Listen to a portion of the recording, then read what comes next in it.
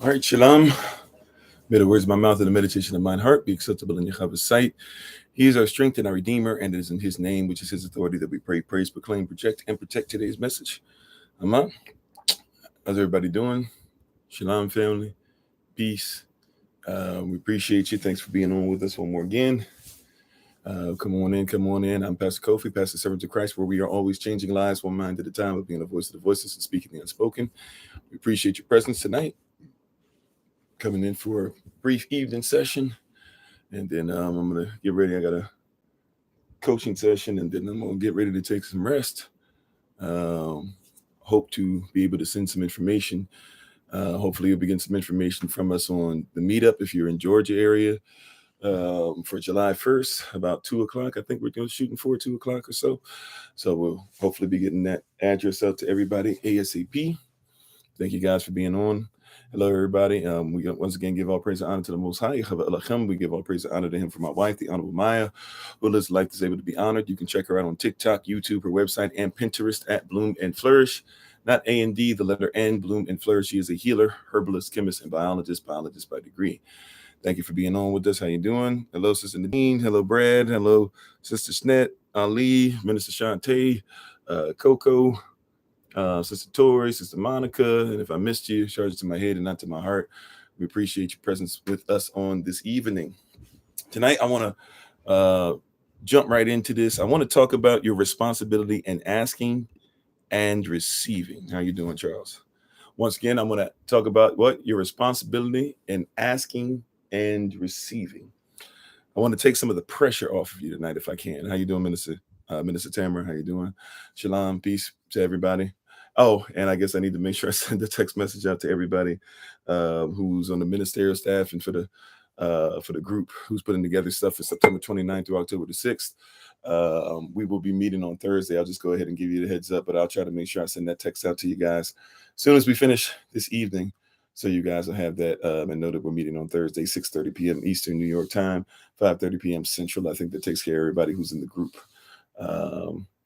Also, as a reminder, those of you who are in what was I going to say? Oh, as a reminder, you should be getting word soon. We have a link for the women for on WhatsApp for group chat purposes. I know there's different group chat that we already have, but another one that we're putting out for SOC is going to be on WhatsApp. So there should be one for the women, for the men, and for SOC in general. So if you haven't gotten that, just look for that to come out very soon as well. How you doing, Minister Morel? How you doing, Salvation Israel? How you doing, Minister Sherlin? To everybody. So tonight we're talking about the responsibility of asking and receiving. Really, it should be your responsibility in asking and receiving, right? So when you say your responsibility of asking and receiving, this is what we're talking about. How you doing, Sister Sage? A lot of people focus on what is somebody going to give you. What is Yahweh going to give you? What is the Most High going to give you? What are your parents going to give you? What's somebody else? And because you think that when you focus on what they'll give, then you can be ready to receive or receive. How you doing, Tay?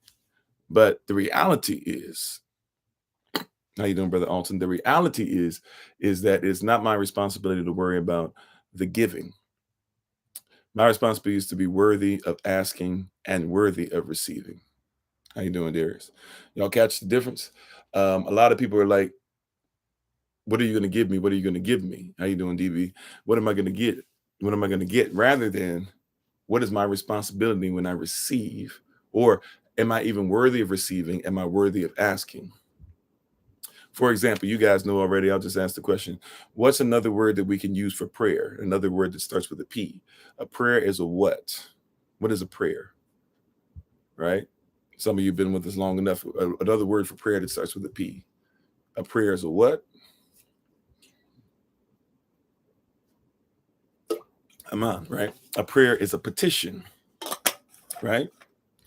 So what is the definition of a petition? A petition is a request or a demand made upon the government based off of your constitutional right, right? A request or a demand based off your constitutional rights.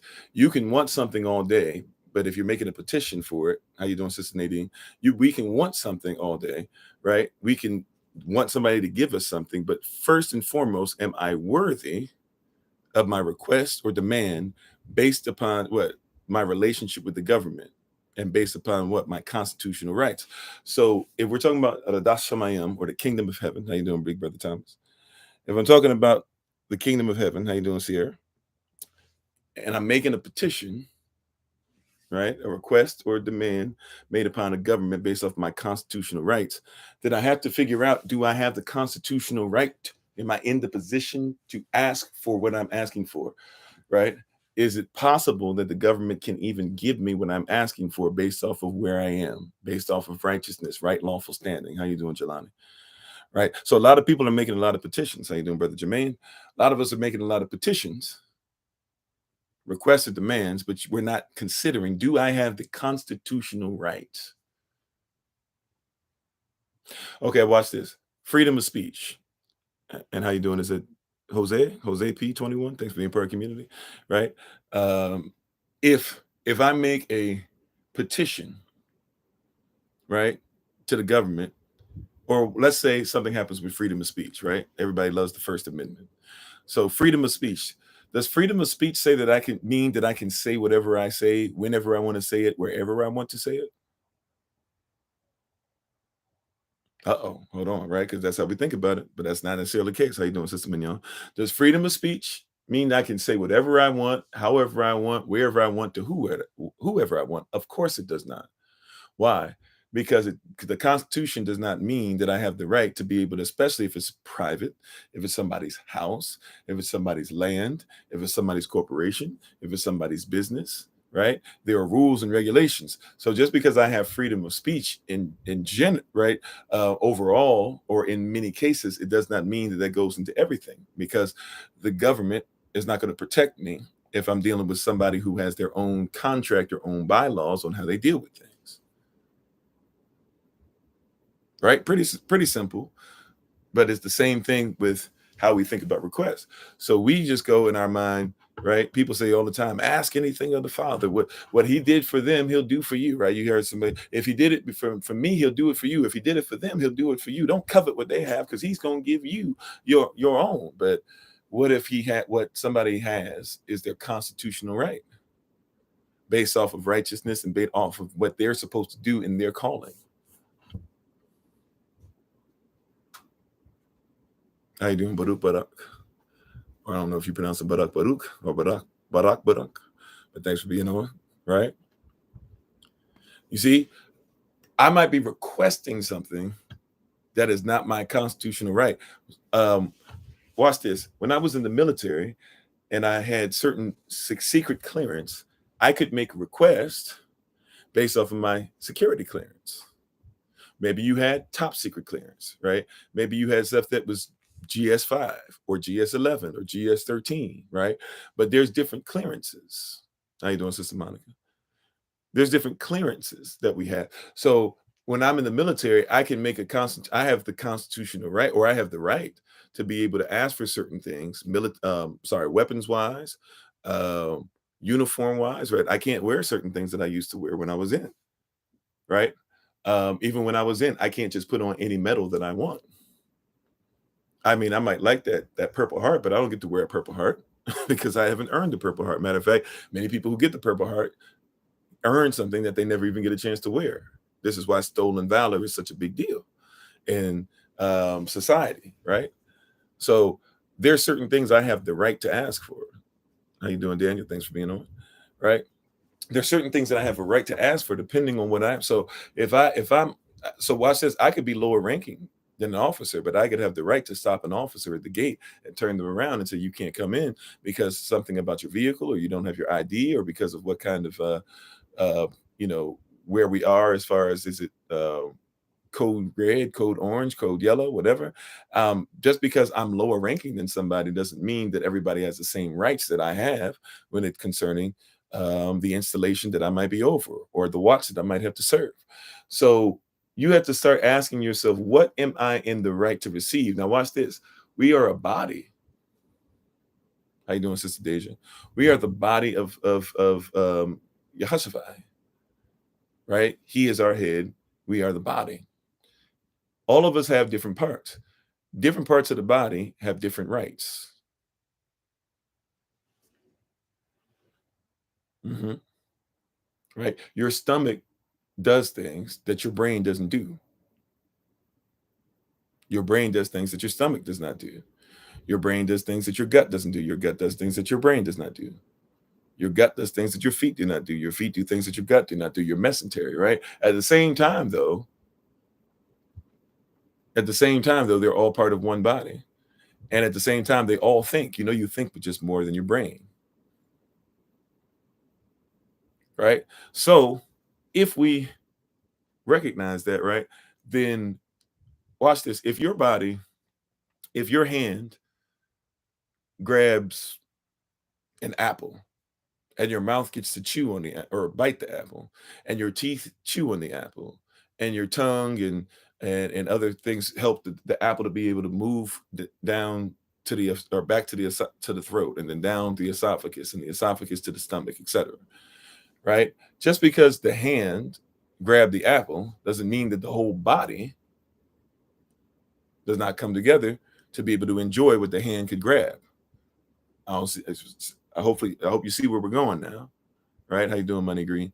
See, because if my hand grabbed it, it means that my body shall receive it. If my fingers were used to be able to connect with the apple, it means that at some point it'll make it from the hand, and the same fingers that grabbed it, the same fingers that might wash it, right? The same fingers that might have picked it from a tree will be the same fingers to help to be able to ensure that it goes down and goes into my body. It's not the whole body's responsibility to receive the gift of the apple, but the whole body benefits from it. So my toes don't get upset when my fingers grab the apple, because my toes are excited that it will be able to benefit and live from my eating the apple. My stomach doesn't get upset that the apple is not grabbed by the hand. My stomach is excited, right?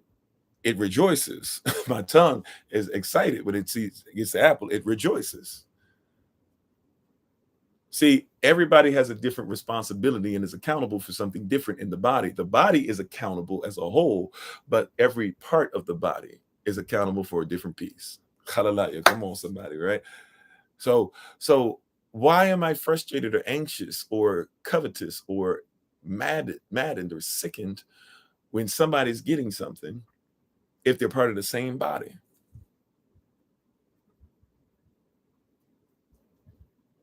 Really, we have to ask ourselves, or we might have to say, it's probably because we're not part of the same body. Because if every part of the body is going to be able to get what the fingers got, then we all rejoice. Mess around and let Minister Tamara become a millionaire. I'm going to rejoice. You know why? Because the body has become a millionaire. They got us so, and thank you for the love, appreciate it. How you doing, Anthony? They got us so messed up in this, and so wild in this, and so frustrated in this, and so against each other in this, that we don't rejoice when our brother or sister's doing great things.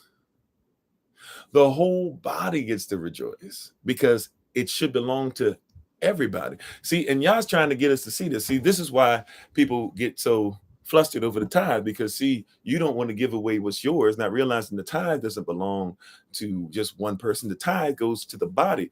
Bring ye the tithes into the storehouse, that there might be meat in mine house. The family is getting something together that's invested in them, so that when push comes to shove, if we need something, right? If we run out and we don't know what we're going to do, we have something to fall back on. There's not one thing that I have that's not yours. And there's not one thing that well, see, watch this. Y'all's trying to get us to just go, there's not 10% of something that you have that doesn't belong to the body. He's trying to get you to just comprehend the simple. How you doing, Sister Deborah? He's trying to get us to just say, hey, are you willing? If you have time, then 6 minutes if you have an hour, excuse me. Yeah, I had that right. If you have 1 hour, then you have 6 minutes for somebody else in the community. Somebody says, man, I got extra 3 hours. I'm gonna sleep for 3 hours. You need to figure out what you're gonna do with 18 of those minutes, because 18 of those minutes don't belong to you.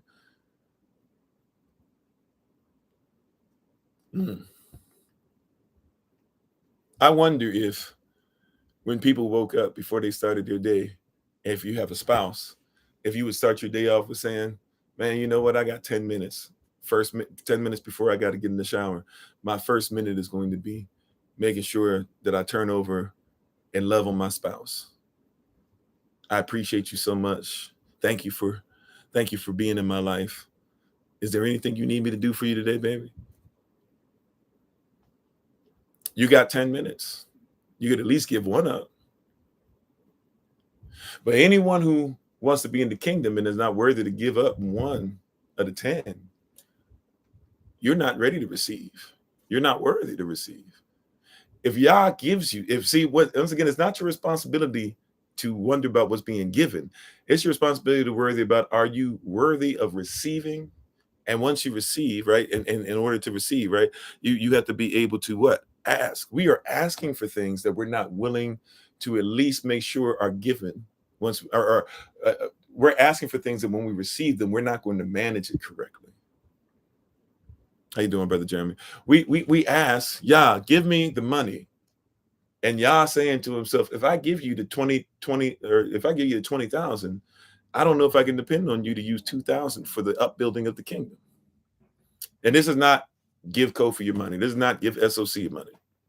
This is saying there's qualifications that come with it. When you're asking Yah for knowledge when you're studying the word, what are you going to do when you first get that knowledge? You don't have to say it tonight. You don't have to say it tonight. I'm just asking you. See, do you think about that, or do you just say, I need? Anything? Yeah, come on, Minister Tamer. Yeah, he can do anything, but are you ready for it? Right? Anything that I'm asking Yah for, I must be ready to sacrifice the first fruit. I asked Yah for my wife. I have to give to her before I give to anybody else. Required. I asked Yah for children. I have to give to them before I give to anybody else. Required. I asked Yah to use me in service. I didn't know what it meant. He was telling me it was going to be this pastoring thing. I didn't know what that meant. But he said, okay, fine. Guess what? Then a whole bunch of your time doesn't belong to you, because I need you to what? To make sure there's meat in mine house. So what do you see me doing? Let me get these recordings out. Let me get these books out. Let me make sure that there's some kind of music out. Let me make sure that I'm visiting people. Let me make sure that I've got gas in my car, because I don't know where he's going to tell me to go and when he's going to tell me to go there. Let me make sure that my family is straight, so that when they're traveling, because they're going to have to come with me. Let me make sure that the people of Yah are meeting up, whether I'm coming there or whatever. Let me make sure I sow a seed. If somebody calls me out the blue, I might have to try and make some time for it, right? But I am not my own. I'm married to Yah. You are married to Yah, right? If you are married to him, then you are not your own. Keep talking about you take ownership over. You don't own anything. You are not your own. There's not one thing that you have that belongs to you. You have authority because it's been given. People can talk about my authority, my authority, my authority.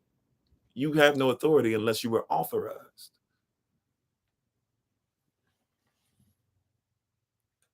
I used to like that song, Lord, prepare me, right, to be a sanctuary, pure and holy, tried and true, and with thanksgiving, I'll be a living sanctuary, Yah, for you, right? Prepare me to be what? A sanctuary. If you are a sanctuary, people get to come into a sanctuary.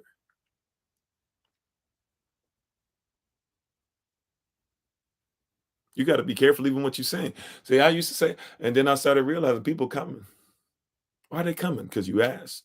Kofi, you asked. You said to prepare you to be a sanctuary. I'm not just preparing you. I'm preparing you for a purpose. I'm positioning you. I'm putting you together. I'm putting back things together that used to be broken apart.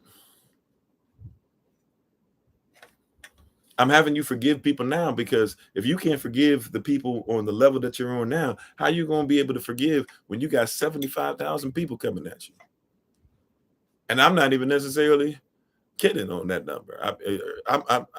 I don't know if I'm even supposed to use the word kidding. I don't know where it comes from, but y'all get what I'm saying. I'm not even joking. I'm not being facetious. Like I've dealt with on this journey tens of thousands.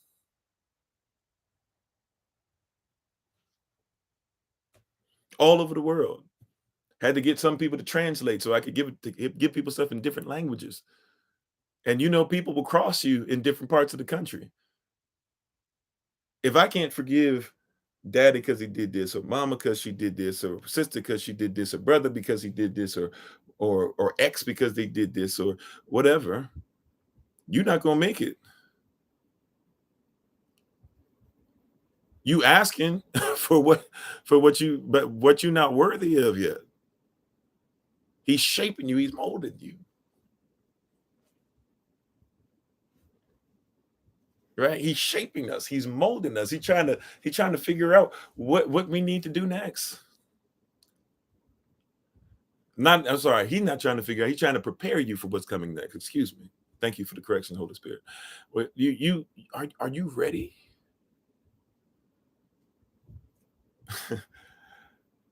Are you asking for what you are not ready for? Are you asking for something that needs you to be on something solid, but you're still in the sand? The sand castles are nice and everything, but they're not going to last when the tide comes in. I need a house. That's based on something solid, because that's something that gets passed from generation to generation that shouldn't be moved, right? Do you know how many people? Hey, Urban Royalty, how you doing? We're gonna be doing a meetup on Saturday. By the way, it's not gonna be in Atlanta though, but we're gonna be in the area for a little bit. Right? I meant to text your husband, let him know that we were back in the area. And please check out Urban Royalty when you can. I don't know if she's still on Sundays or not, but check her out when you get a chance. See, look, there's a lot of us. There are a lot of us that are all over the place, and we're looking for all this stuff. We're trying to build here and build here. Matter of fact, may I say something? And I don't want this to sound like, because you just heard me say, and I say all the time, please go listen to this person. Please go listen to that person, right? But can I be honest with you? Oh, you guys are moved. Oh, wow. Okay. Praise y'all. Well, hopefully you guys are doing well wherever you be. But watch this. Watch this. Watch this. Uh-oh. Let me make sure where I was going. Holy Spirit, help me.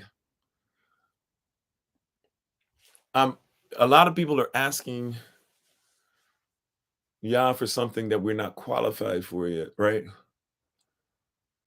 Yah, I want this, but we're not qualified for it yet. Even I've talked about this scripture before, James chapter 1 and verse 8.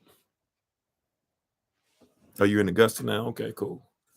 We might be close to Augusta when we do the meetup. Actually, I don't remember where exactly Augusta it falls. Is Augusta north or south of Atlanta? Or is it east or west or whatever? We're gonna be like a little south of Atlanta this time. But anyways, let me stay on track. Praise y'all. I'll make sure that I send y'all texts and whatever we need to get to y'all. I want you to comprehend. A lot of us are asking for things we're not ready. Watch this. If you're not a community, it's going to be hard for you. Thus saith the Lord. I'm going to just go. I'm looking for the words. I'm going to just listen to the Spirit and just be led. If you're not ready to be community, it's going to be hard for you.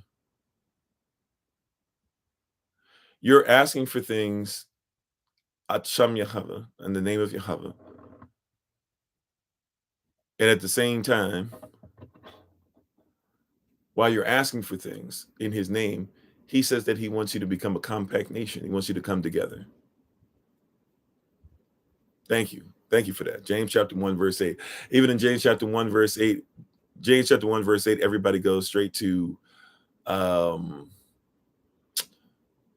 double-minded man is unstable in all their ways. Start reading at verse 5 and read verses 5 through 8. You will discover that it's saying that if you are praying for something, but you're living in a different manner, you will not receive what you're asking for.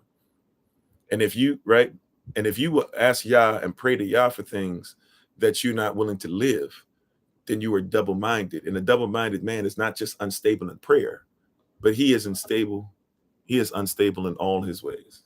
I'm sorry, it's freezing for everybody. Is it freezing for everybody on TikTok? Is it all right on YouTube? Is it freezing for everybody on TikTok? Are we choppy? Can you guys hear me? Yes, no, maybe so. Uh-oh. It's buffering. I don't think I can do better. I'll try to see. Let me see. It says I got full signal. I don't know. It says I have full signal. Um, Still freezing? Yes, no, maybe so. It's fine on YouTube. Yeah, so it's a TikTok thing. It's pausing. Hmm. I will try to switch to another signal. Okay. Some saying they're fine, some are not. Uh, I'll try to switch to another signal if y'all want to hold on for a second. But it's probably gonna be worse. I don't know. In the place that I'm in now, I don't do that well. It's in and out. It's all right. It's in and out. All right. Well, we'll try. But I'll just keep going. We'll see what happens. So you have to ask yourself, once again, you got to ask yourself, you have to look, you have to see, am I worthy of what I'm asking for? Am I praying for things that I'm not willing to live? I'm praying to preach. You got to practice what you preach. Okay, thank you. You got to practice what you preach. I'm praying to make more money. Faith without works is dead. What are the works? And remember, money's not real. Money is to help you obtain something else. So what are you going to use the money to obtain? Is it just so you can be comfortable? Because to be comfortable, I mean, that's just changing your mindset. He didn't have to give you more money for that. You think you are poor, but really thou art rich. Revelation chapter 2, verse 9. I mean, when I'm asking for something, am I worthy? Watch this. Am I worthy of it because I'm going to use it for the kingdom? That's what makes it me worthy of it.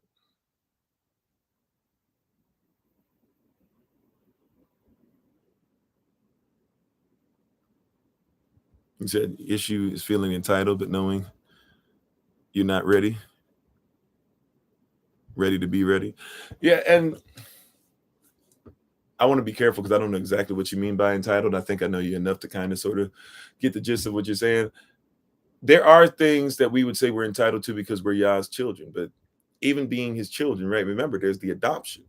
I have children. I have many physical children. I have many spiritual children. I'm blessed in that regard. And even in that being said, every child has to be adopted into a position, right? Sister Nadine has said that she's considered herself to be a spiritual daughter. I think Stephen, I'm trying to pick specific people because I don't want to put words in my mouth. Stephen has considered himself to be a spiritual son. Minister Anais has considered herself to be a spiritual daughter, etc. Right? And I've said so out loud. I think Sister Tori has said before. I hope she said publicly, if not, please forgive me, that she's willing, that she considers herself a spiritual daughter. Right? Every single one of them is special in my eyes, in the eyes of Yahweh, in the eyes of Elder Maya, First Lady Maya. All those things are true, right? All those things are true. Okay, amen. I just want to make sure I'm not. Oh, okay, amen. I just want to make sure, because some people get weird when you say spiritual father, spiritual daughter. They think that you're trying to say some weird stuff or whatever. So I'm careful about those terms, right? But all those things being said, and I tell you guys all the time, I have spiritual parents too. So I'm not any better than y'all, right? I'm just saying, in all those things, they have to be adopted in, and I have to see what position they're in. Watch this. If they ask something from me, especially when they give me that right in their life, when they ask something of me, I want you to comprehend something. I have to look at it and say, and forget y'all know I love you, right? You hear what I'm saying? When you ask something of me, there are times to where I have to actually think about it and say, is this exactly what you need, or do we need to kind of reshape your thought process? Why? And I'm not Elohim, right? My righteousness is as filthy rags. But I'm trying to get you to see how our Father looks at it. See, your responsibility is to ask, but also ask as far as the worthiness to receive. So when my spiritual child, who's doing a lot of things, doing things behind the scenes, checking on me, does a lot of stuff, I see him studying, I see him in the Word, asking questions about this, telling me things that are this, that, whatever, trying to become sovereign, dealing with foolishness, with people mistreating them, whatever the case is. And I'm supposed to ensure that I give them what they need and then also give them what they want. But first things first, I can't give them what they're not worthy of, what they're not ready for. I say this to a lot of people all the time. I'm never going to give you a responsibility. Hear what I'm saying? I am never going to give you a responsibility if I know that you're going to fail. You catch that? Right? If somebody comes to me, Pastor Kofi, I want to do this, this, this, this, this. That's why I train you myself, ministerial staff and the ministers in training that are about to be the next set. That's why we train you ourselves. Because I'm not going to say go with somebody else and get their education and stuff. And I don't know what they're teaching you. And then we just say, you got a degree, boom. We'll just say, look at Minister so-and-so. And then we just go ahead and we send you to somebody else and you get catechized. And then we say, look at elder so-and-so. I'm going to make sure I'm looking over you myself. Why? Because if I don't know that you're qualified for it, then I'm messed up if I send you out there. Right? If I haven't made sure that you're ready for what it is that we're sending you out there for, then I'm sending you out for failure. I'm setting you up. Thanks, Phil. Mm-hmm. Right?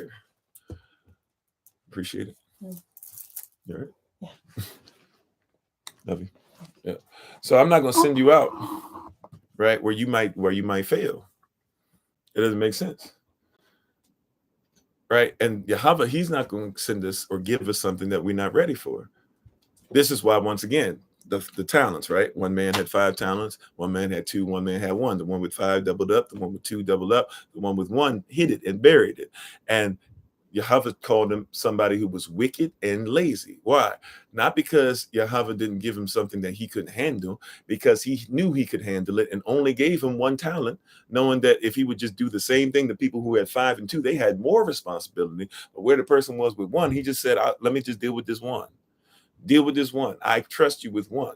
200 pounds of gold, or if you want to make it silver, 100 pounds of silver. Right? I trust you with this. Go ahead and do what you need to do.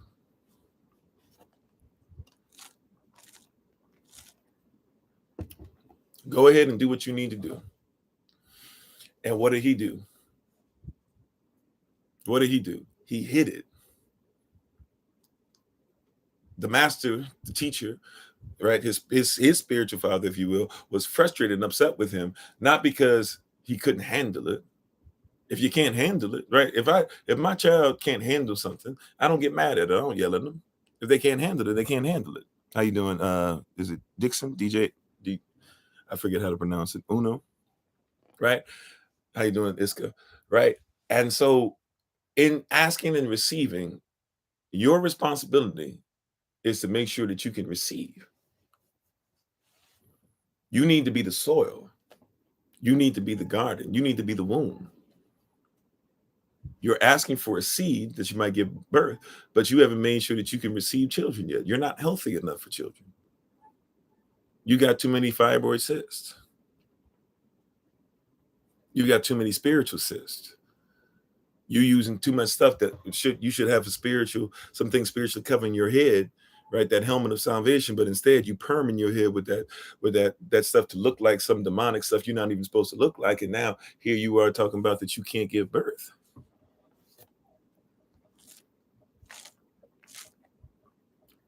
You're dealing with tapeworms, trying to figure out why you're always hungry. And so you won't eat just natural food. You just eating whatever you can find. You got to go through a cleanse. You got to go through that Revelation chapter 6, that wormwood that cleanses parasites when it touches the water that you're made out of. 70-80% of your body made out of water. You need to get some stuff in you that clears your pineal gland back up, that stops it from calcifying. You need something to spiritually get in there that qualifies you to receive, because you can receive a lot of seed all day from your husband. But if you're right, and your husband, by the way, too, we know the husband has to eat right as well, right? I'm just using us as in the context of wife, all right? Okay. This is not a patriarchy thing. This is just an example, okay? Right? We have to make sure that this stuff is being taken care of and thought of correctly. Am I worthy of what I'm receiving?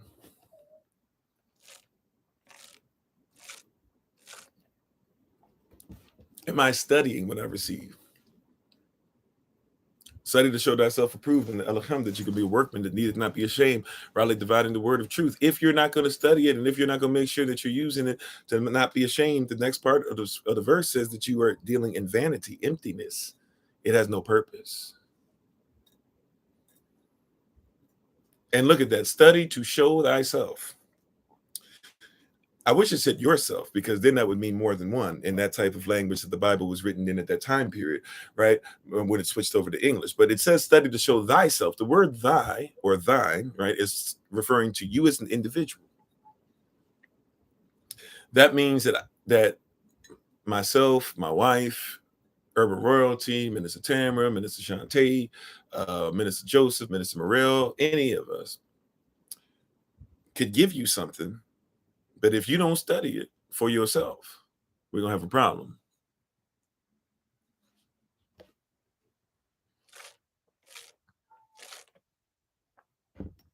You hear what I'm saying? Right? You can get the knowledge straight from the mouth of Malcolm X. You could have been sitting at his feet his whole life. And if you don't study it for thyself, not yourself would be your group. And we as a group of people should come together and study for sure. But there's some things you're going to have to get into the lab for yourself. I can walk through a lot of stuff with you, right? Your daddy can walk through a lot of stuff with you. Your mama can walk through a lot of stuff with you. Your teachers can walk through a lot of stuff with you. Your friend can walk through a lot of stuff with you. But there's something that you're going to have to do by yourself. When you were a child, you didn't want to sleep by yourself, and you kept seeing things, and you were scared, and you was running in, mom, dad. But eventually one day you had to get used to, whether you had a night light or you just had to get used to the dark. At some point you had to go to sleep and you had to close your eyes for yourself. At some point in the growth period, you're going to have to improve, and you're going to have to improve and be ready and keep readying yourself to receive. Because watch this, any great father, any great teacher at some point needs you. Not wants you only, but also I have a need for you at some point to be greater than I am. Amen. Study so you can not just be hearers, but you can be doers as well. You can apply it. And at some point, you got to pass Kofi or whoever your person is that you listen to. At some point, you got to be greater. Even Yehoshua, the Messiah, he said, greater things will you do. But Yehoshua, I mean, you came back from the dead. He's like, well, aren't you going to come back from the dead? Well, Yehoshua, you walked on water. You telling me you're not going to be able to do anything that great? Why are you limited? Yehoshua, you perform miracles. You telling me I didn't leave any gift of healing hands? Where is your faith?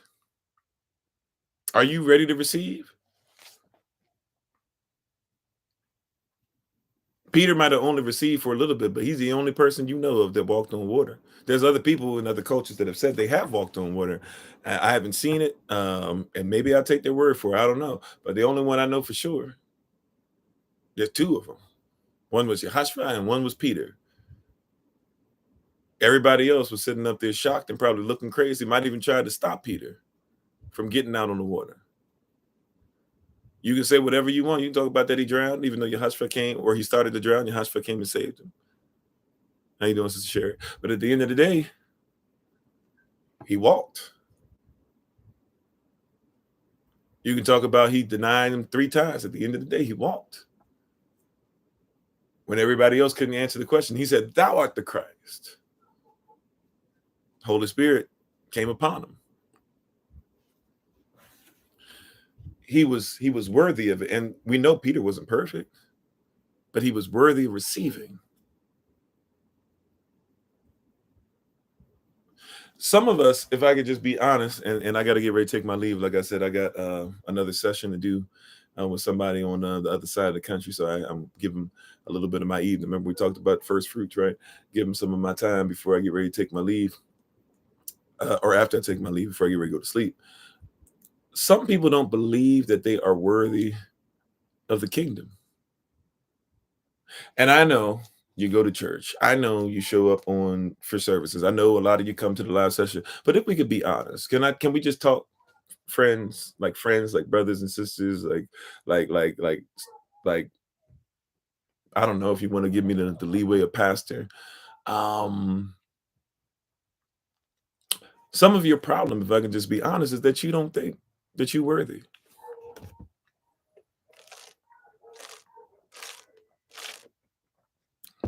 Have you ever found that everybody else finds you attractive, but you don't find you attractive?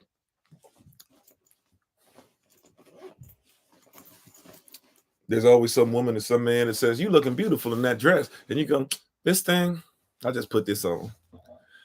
Because in your mind, you can't see. You remember, sisters, when you were pregnant, I don't know if you ever had this experience, prayerfully you did, but you'd be pregnant and your husband or whoever you were with at the time would be like, "Dang, baby, you looking sexy." And you'd be sitting there like, "How I look sexy?" But see, in your eyes, you were carrying seed and it was multiplied. And you were doing something with it that he couldn't do.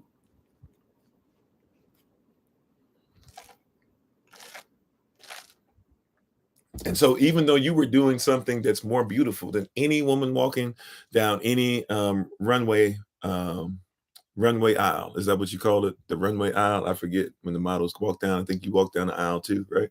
Or whatever, walking across the stage, whatever you call it, right? But you were doing something more beautiful than anybody who was um, airbrushed on IG. Yeah, when you carrying a brother's child, that's the sexiest you could be, right? Because you are helping me to do something that I can't do without you.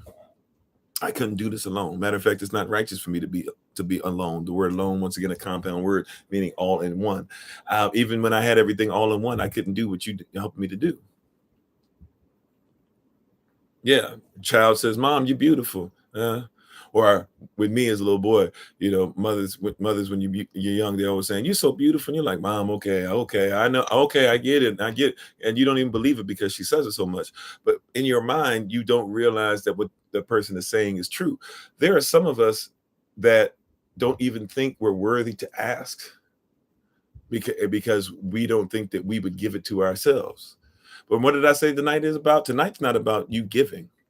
Yes, you should be a cheerful giver. But tonight's not just about not focused on you giving. Tonight, I want to focus on your receiving. Yes, give your best, give your time, give your talent, give your effort, give your energy, all that stuff. Boom, that's great.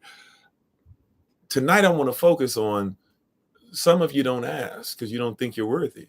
And if you don't ask, it's pretty difficult to receive. There's some things that you receive and you don't even ask for, but there's a lot of things that you're supposed to ask for.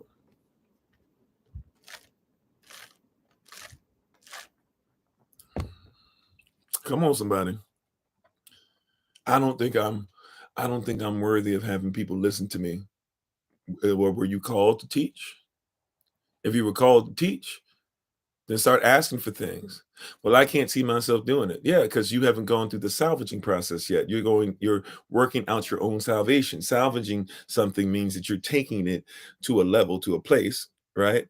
You're taking it to a place, salvation, salvaging. You are becoming the original version of yourself. You're getting back to your origin, and you've never seen your origin operate. So you're absolutely right. You might have never seen yourself do what you have seen yourself doing. And I don't even know if that makes sense to anybody, but that's isn't it interesting that you can be given a vision and you see yourself doing something that you've never seen yourself do. You see yourself doing something that you've never seen your friends do. You see yourself doing something that you've never seen your mom or your daddy do. You've seen yourself doing something that you heard people used to do thousands of years ago in your diaspora, but you don't do anymore. It's difficult to see yourself when you've never seen yourself. It's difficult to see yourself doing what you see yourself doing. Yah shows you a glimpse of something and you say, "Oh no, that can't be me."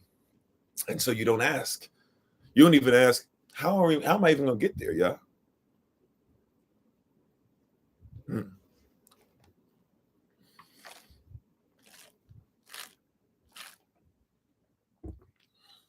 I once was blind, but now I see. Can you imagine being blind and all of a sudden you can see? You're excited about it, but it's jolting. Have you guys ever watched? Here's a fun. I give you guys exercises and homework assignments all the time. Here's a fun homework assignment. Here's a really fun one. Right? It's gonna be sad, but it's gonna be tears of joy. You're gonna weep with people as they celebrate. All right. So I will admit to you, it's gonna cause some weeping, but it'll actually bring some joy to you. You ready? Here's a homework assignment for you. If you haven't done this before, look up videos of people who are colorblind, and people surprise them with gifts with glasses so that they can see color for the first time.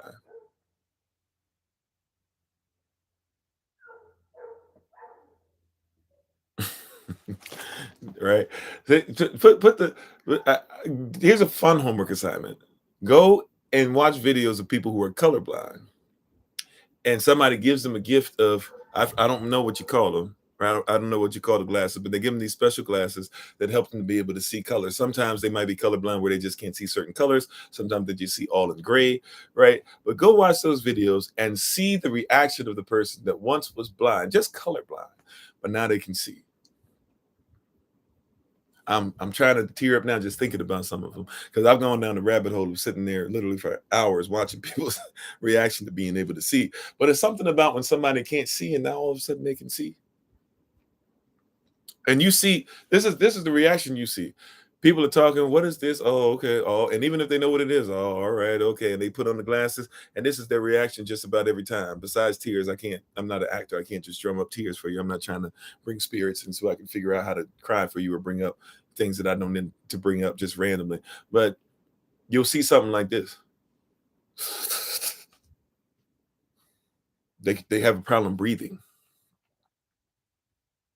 because they've never seen. It's one thing when you think you've seen something your whole life. And a lot of times all they I'm gonna make it through. A lot of times all they end up saying is thank you. Thank you. They don't have anything else to say. They try to fix their lips to do this and say this and do all this other thing. And all they really can end up saying is thank you. You see them bend over, they can barely breathe, they can barely stand up. And it'll be interesting, the things that they start looking, they'll just look at one tree and they don't look at anything else. So they'll look at their hands, or they'll see balloons and they'll just stare at the balloons because they didn't realize the color of the balloons. Oh wow, yeah, seeing people who can't hear, who are born deaf. Hmm. Yeah, yeah, that's me. I've never seen that up front. I've seen people. Actually, well, I think I've seen videos of it, but I think I have seen a baby get their.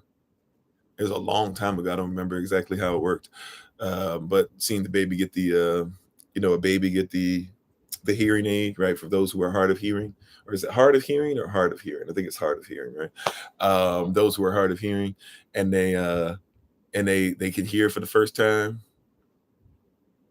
right? And a lot of us have this gift that Yah wants to give us, but we don't ask to be able to see like He wants us to see.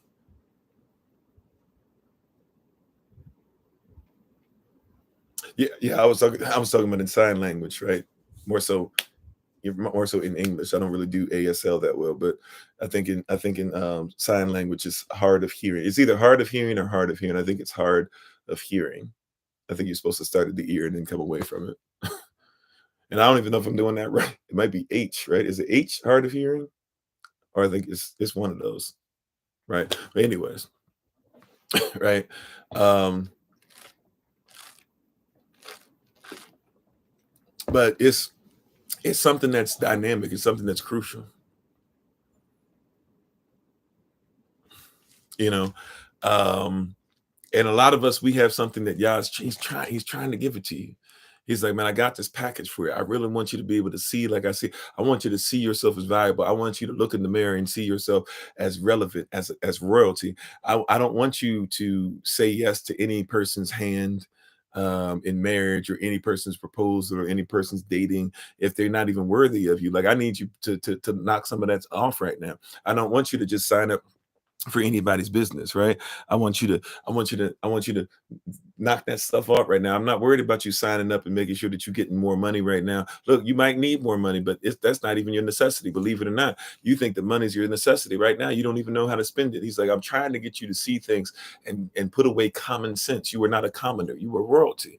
I want you to see the world different. I want you to see yourself different. I want you to see yourself as Romans 8:1. See, when I spoke through my vessel and I told you in Romans 8:1, that you are not under condemnation. I want you to see yourself as Romans 8:11, the same spirit that rose Yahashua from the dead, it dwells within you and will quicken your mortal body. I want you to see yourself as Romans 8:18, that the suffering of this present time isn't even worthy to be compared to the glory which shall be revealed when you go through the salvaging process. I want you to see yourself as Romans 8:19, that you make sure that the creature, that creation is waiting on you. Even other human beings are waiting on you to manifest as a child of the Most High. He said, I want you to see yourself as Romans 8:28, that all things work together for righteousness for those of you who love me, that act a certain way, are called according to my purpose, or even to your purpose that I've given you, rather. Romans 8:37, even as a bonus, I want you to see yourself as somebody who is able to be more than a conqueror. Why do you keep trying to conquer stuff? You keep trying to talk about carpe diem and seize the day. He says the day has already been seized. Don't give any thoughts for the right. Seek ye first the kingdom of Elohim and all his right lawful standing, and then all the things, even for today, shall be added unto thee. And give no thought for the morrow will take care of itself. Matthew chapter 6, verses 33 and 34. He said, I got these glasses for you. Will you put them on? You're asking for things from me, but you don't even see. See, you asked me for that, but you didn't realize that demons attached to that. Oh, come on, somebody. You asked me for marriage, but you didn't realize that person was demonic. I had to end that. I could have let you go through that, but I loved you too much. And so even though you don't like the fact that it didn't work and you're upset at the person, don't be upset at the person. Be thankful to me. Take your focus off them. Can you believe they did this? Can you believe they were a bad person? Can you believe? Don't focus on the person. Focus on me. Praise me that I went ahead and messed it up. I could have let it stay. I messed it up because I loved you. See, that's when you go to another level. I could have kept you in darkness about the situation, but I let you know that person was cheating. I could have kept you with a cheater. I could have let you been brought home. Something could have been brought home to you because y'all wasn't even wearing condoms. You weren't supposed to be having sex with them anyways. Y'all wasn't wearing condoms. You could have came home with all types of stuff, but I revealed it for you. Why? Because I needed you to be ready to receive. If you had gotten with that, you would have received some other stuff that didn't come from me.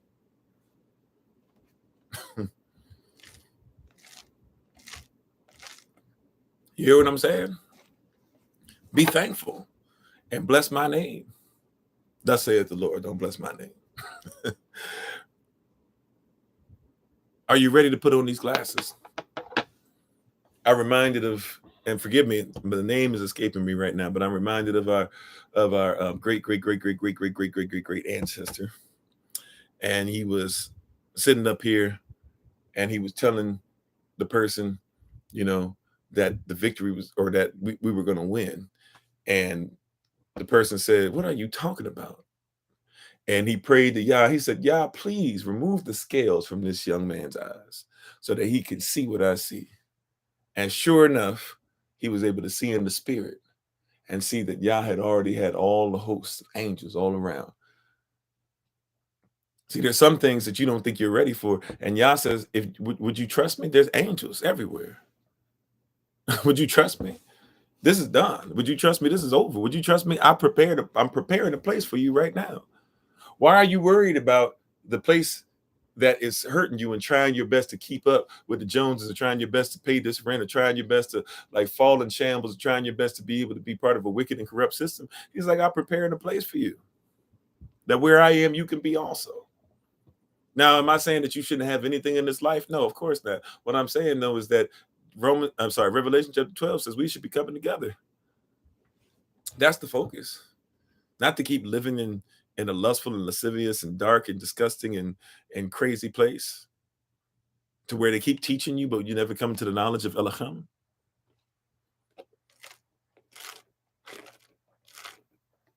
He said, are you ready? You've been asking me about all this stuff. Are you ready? Tonight I asked, as I got to get ready to take my leave so I can get ready for my session. Are you ready? Are you ready? If you're ready, that means really what I'm asking tonight is, are you worthy? Ask me for what you're worthy of. Ask me like you're worthy. Ask me because you're worthy. And then you can start talking about receiving. Your responsibility is not to give. Let Yahweh, let Yahweh, let your Father Let him worry about the giving. I don't know if he'll give it to me. He didn't say worry about whether it'll be given. He said, are you ready to receive?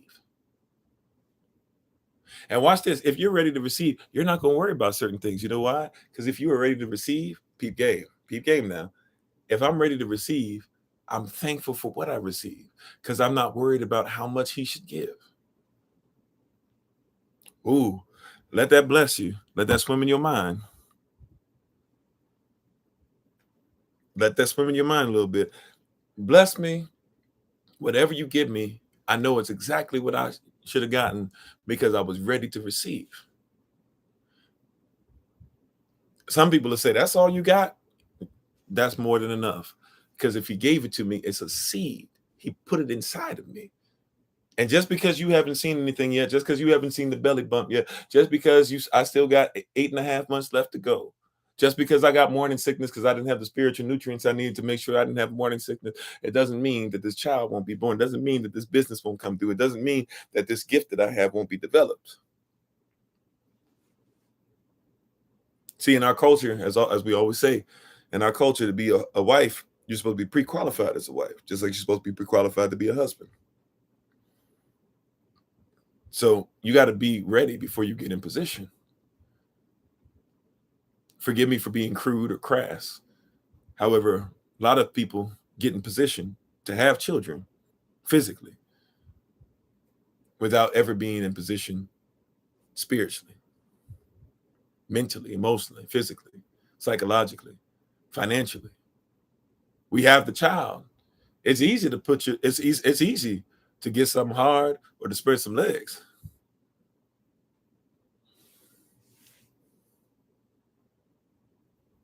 It's a lot more difficult to be worthy of getting something hard or spreading some legs.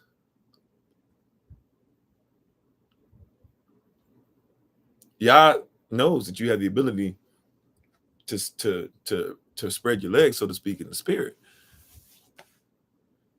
He's saying, are you qualified for this seed?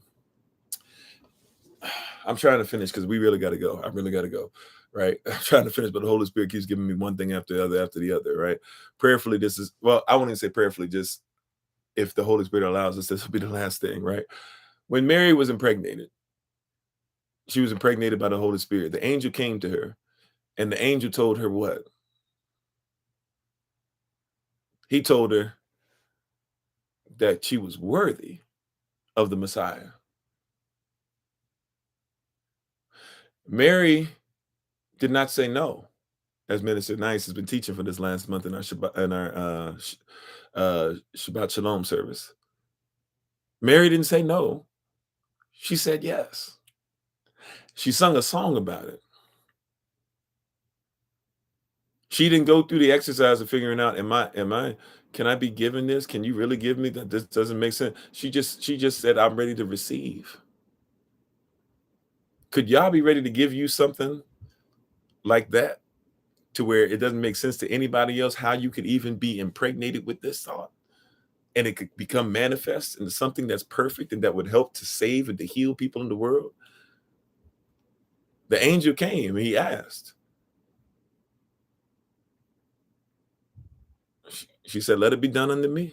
Amen. That's what she said.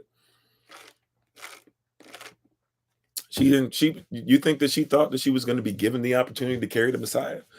Her responsibility wasn't to give, though. Her responsibility was to receive. You be ready to see if you are worthy of what you're asking for and what you're asking to receive. You be a receiver. You be a multiplier. You be ready to take the seed that's given and multiply it into a child, into a business, into a corporate, or well, if you're going to do LLC, corporation, whatever, into a community. That's your calling. That's the focus of your calling. Let it be done unto thee as you so are ready to receive. That being said, please check out my wife, the Honorable Maya, on TikTok, YouTube, her website, and Pinterest at Bloom and Flourish. Not A-N-D, the letter N. Bloom and Flourish. She is a healer, herbalist, chemist, and biologist by degree. But thankful for everybody for being on. As always, this has been Pastor Kofi, Pastor Servant to Christ, where we are always changing lives one mind at a time, but being a voice of the voiceless and speaking the unspoken. And until I have the great privilege, opportunity, and responsibility of being in front of you all again, please remember, as always, just for the hour, that you are loved, you are necessary, you're majestic, you're fearfully and wonderfully made, and you, which is all of us working together, will be the reason why people who are in this system no longer have to be of it. Shalom, family. Peace.